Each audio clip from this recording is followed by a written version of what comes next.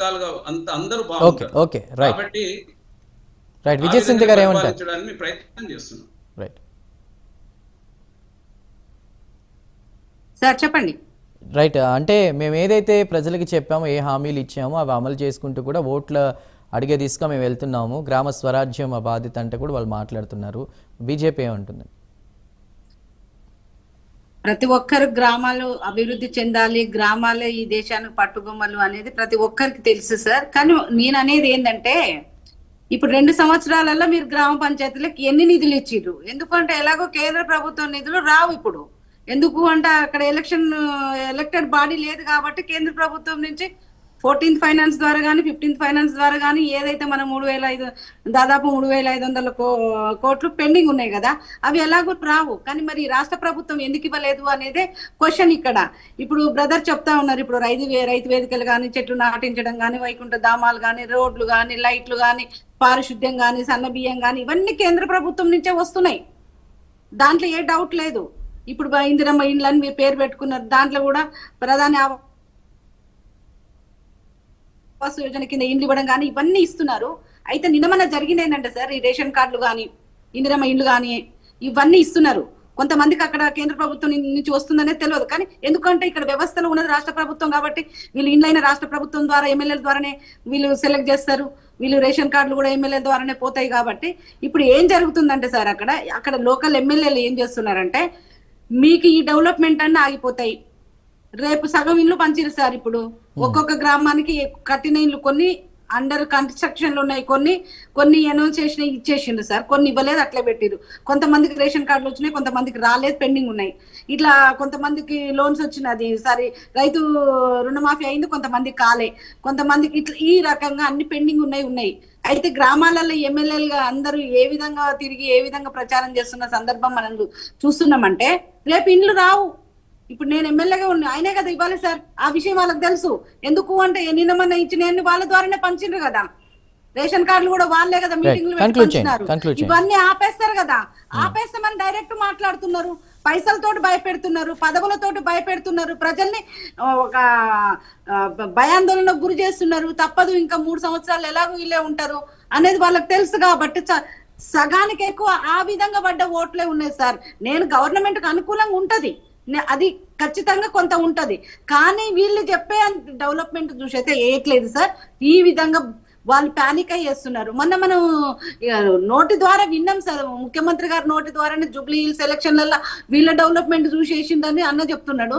ముఖ్యమంత్రి గారు స్టేజ్ ఎక్కి మైక్ పట్టుకొని ప్రజలకు ఏం చెప్పిండ్రు, మీరు కాంగ్రెస్ ఓటు వేయకుంటే మీకు సన్న బియ్యం రావు, మీకు రేషన్ కార్డులు రావు, రేపు వచ్చే ఇండ్లు రావు, మీకు వచ్చే రోడ్లు రావు అని స్వయంగా ముఖ్యమంత్రి గారే చెప్తున్నాక ఇంకా కొత్తగా వేరే వాళ్ళు ఏం చెప్పాల్సిన అవసరమే లేదు సార్. అక్కడ వీళ్ళు ఈ విధంగా ఓటు బ్యాంకుని మార్చుకుంటున్నారు.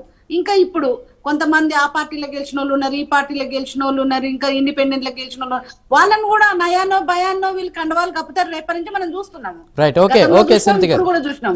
ఇంకా బీజేపీ దగ్గరకు వస్తా సార్, నేను గ్రామీణ స్థాయిలో గతం కంటే మేము బాగా పుంజుకున్నాము, బాగా రిజల్ట్ వస్తుంది మాకు.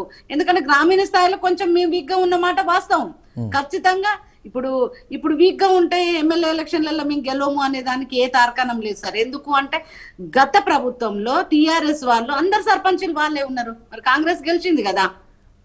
దీనికి నెక్స్ట్ కమింగ్ మన జనరల్ ఎలక్షన్ కి ఏ సమయం లేదు. సునీత గారు కంక్లూజన్ తీసుకుందాం.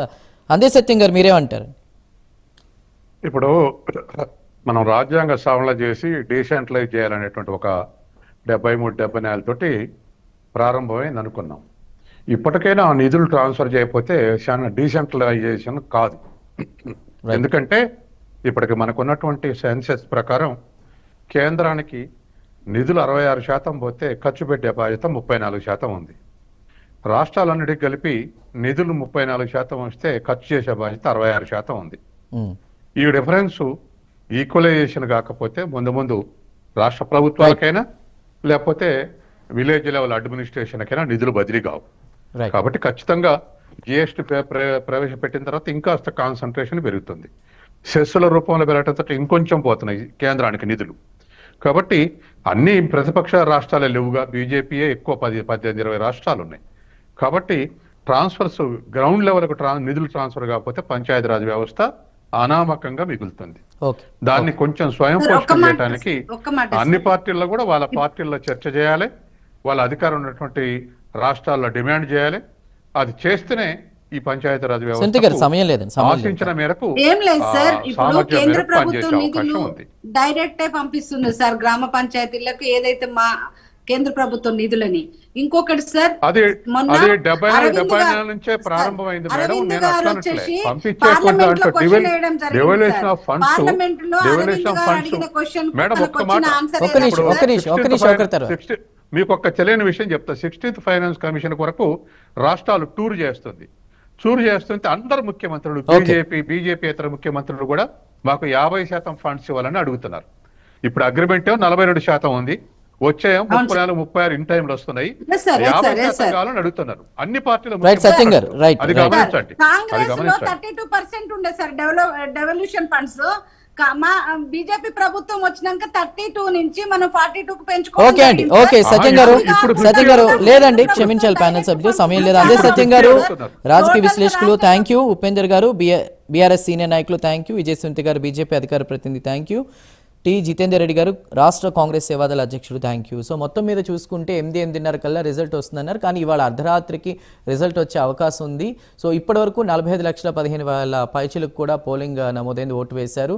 సో పర్సంటేజ్ చూసుకున్నా కూడా 84% పైగా ఉంది. సో మరి నెక్స్ట్ మళ్ళీ 14th పోలింగ్ ఉన్న నేపథ్యంలో కూడా ఏమన్నా పర్సంటేజ్ పెరుగుతుందా లేదా చూద్దాం. ఏదేమైనా కూడా కాంగ్రెస్ హవా అయితే ప్రస్తుతం కొనసాగుతోంది మెజార్టీగా. మేజర్ పంచాయతీలకు సంబంధించి కూడా కొంత కౌంటింగ్ డిలే అవుతుంది.